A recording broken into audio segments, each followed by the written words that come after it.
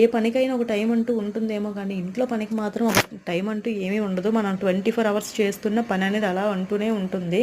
బట్టలన్నీ తెచ్చి మడత పెట్టేసి ఇలా సర్దేసి బయటికి వెళ్ళానో లేదో మా బాబు మొత్తం అన్నీ కూడా లాగేశాడు. మళ్ళీ అయితే మడత పెట్టుకున్నాను.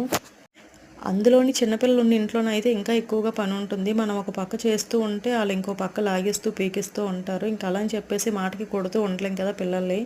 ఇంకా నేనైతే ఎలా ఉంటానంటే ఇంట్లో ఏదైనా పని ఉంది అంటే మాత్రం నాకు ఆ పని చేసినంత వరకు కూడా అస్సలు నిద్ర పట్టదనమాట. అయ్యో ఆ పని అలా ఉంచేసానే చేసేస్తే బాగున్ను అని అనిపిస్తుంది. ఇంకా నాకు భోజనం కూడా చేయాలనిపించదు. అందుకే ఏ పనైనా సరే వెంటనే చేసుకుంటూ ఉంటాను. చాలా మందిని చూస్తూ ఉంటాను పనికి ఎక్కువగా బద్ధకిస్తూ ఉంటారు. అలా బద్ధకించే కంటే ఎప్పుడు పని అప్పుడు చేసుకుంటే పని అనేది త్వరగా అయిపోతుంది. అలాగే చిన్నపిల్లలు ఉండేటప్పుడు కూడా ఇల్లు అంతా నీట్గా ఉంచుకుంటే మనకు కూడా చాలా మంచిదన్నమాట.